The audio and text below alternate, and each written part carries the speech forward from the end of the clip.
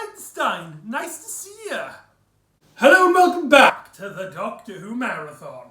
I'm your host McEdam, and today we're going to be talking about the script to scene story, Death is the Only Answer. Written by the children of Oakley Junior School and is directed by Jeremy Webb. This story, as I've stated, is part of the script to scene contest, which aired on Doctor Who Confidential, with this episode specifically airing during the Confidential that was a companion piece to The Wedding of River Song. The winners of this were the Oakley Junior School. None of the kids were actually credited, it was just under the title of their school. And Jeremy Webb, who previously directed Curse of the Black Spot, I believe he also directed the Wedding of River Song as well. I could be wrong on that front, but he directs the story as well. And this story is actually interesting in that it features the appearance of Albert Einstein, a real-life historical figure who has actually appeared in Doctor Who before. He had a very small, almost cameo appearance in the 7th Doctor story, Time and the Rani. He's only in the background. I can't remember if you actually see him up and about, but you see him in one of those pod things in the story. So this kind of establishes the fact that Albert Einstein and the Doctors are friends, to the point where Albert Einstein recognises the Doctor despite him wearing a completely different face. This is something that might have not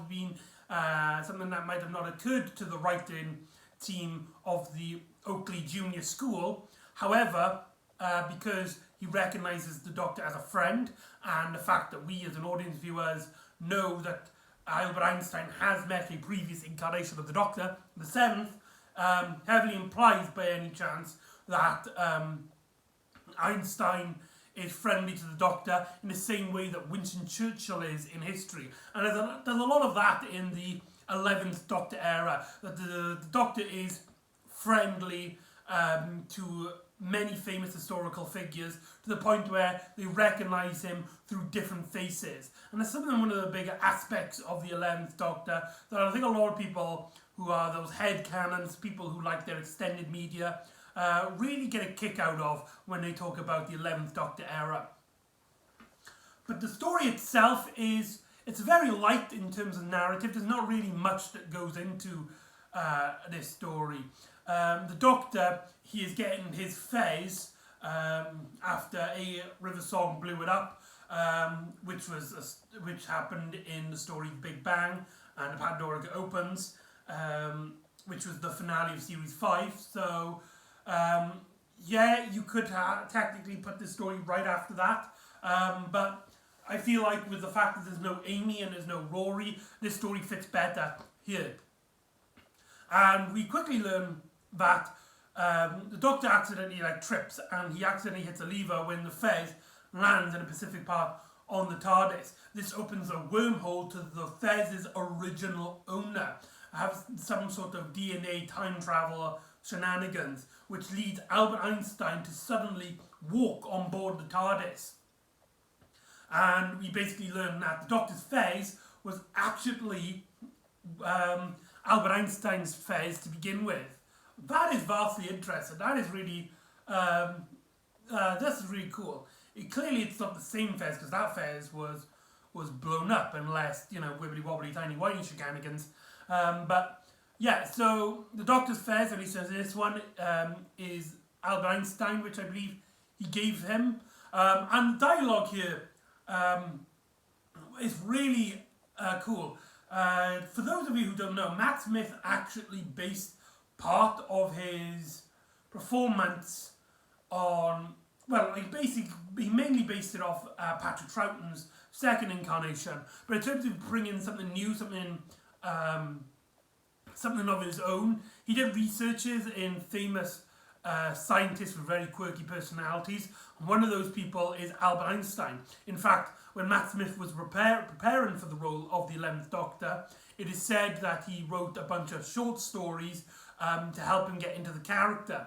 And a handful of those stories had the Doctor encountering Albert Einstein. So the connection between the 11th Doctor and Albert Einstein is really cool, and I really love this personality between them. Basically, Albert Einstein feels like an older 11th Doctor. He's essentially the 11th Doctor if he got a bit grumpy and quirky, and they have these kind of arguments about how the TARDIS is like old equipment, and the Doctor's just like, hey, this TARDIS will be around till the end of time. In fact, it was.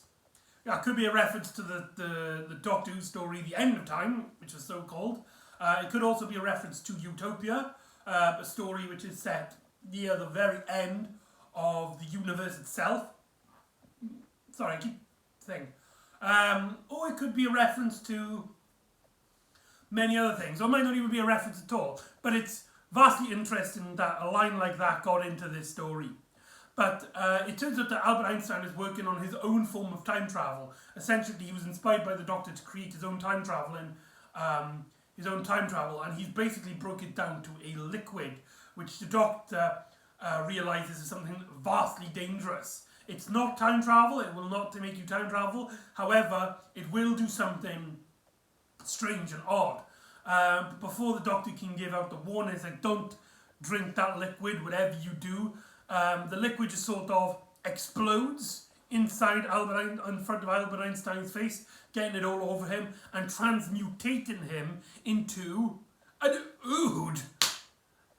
Albert Einstein just suddenly turns into an ood, and the Doctor is like, oh, look at you, you're an ood, I like your thing, I can tell by the wiggly bits.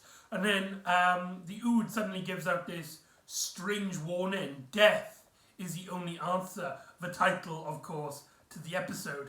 And it's strange because I feel like the reason why Stephen Moffat, who chose the winner of the contest, he likes, teasing stuff up, he likes setting things up, Stephen Moffat does, is clearly seen in his 5 series, in his 6th series, but he did with his 11 and 12 Doctors.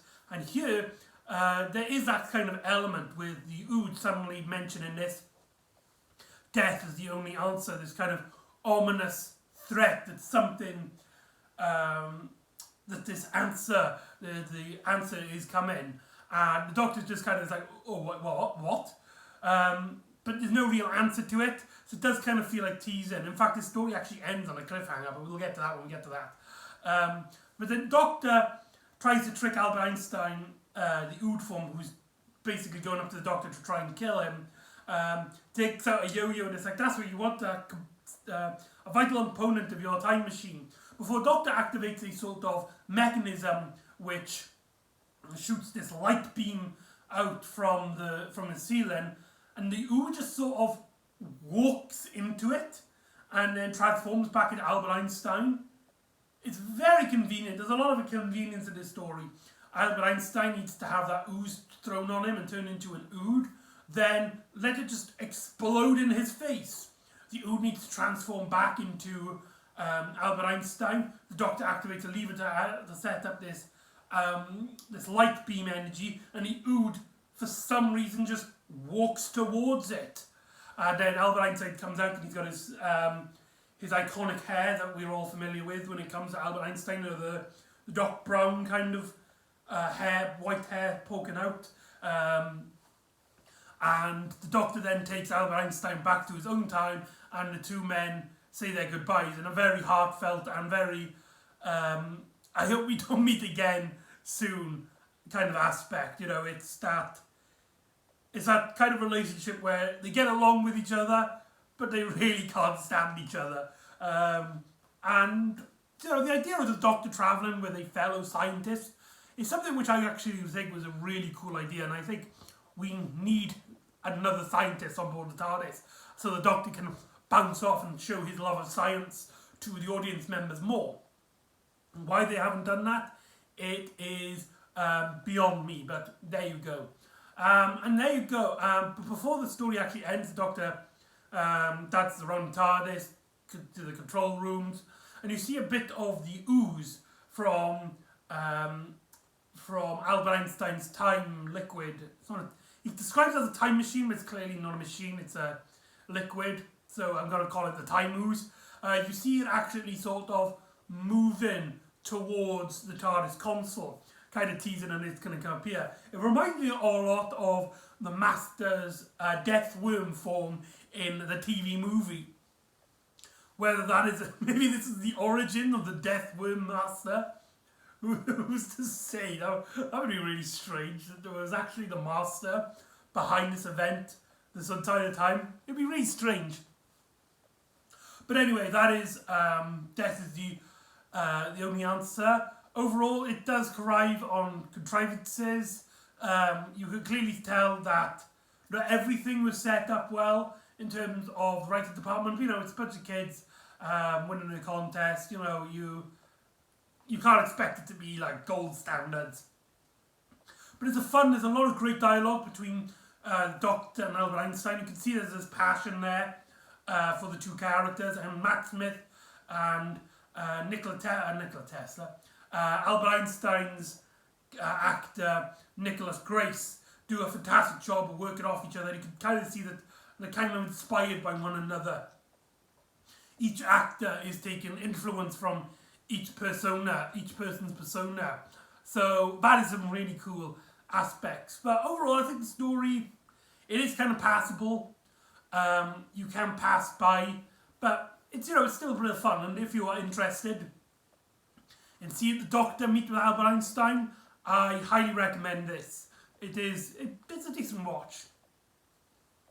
So join me next time where we will see the return of Craig as the Doctor is uncovering a conspiracy in a local supermarket which seems to be revolving around Cybermen. So join me next time for Closing Time and its prequel episode, Up All Night. And I'll see you next time on the Doctor Who Marathon. Ta-da!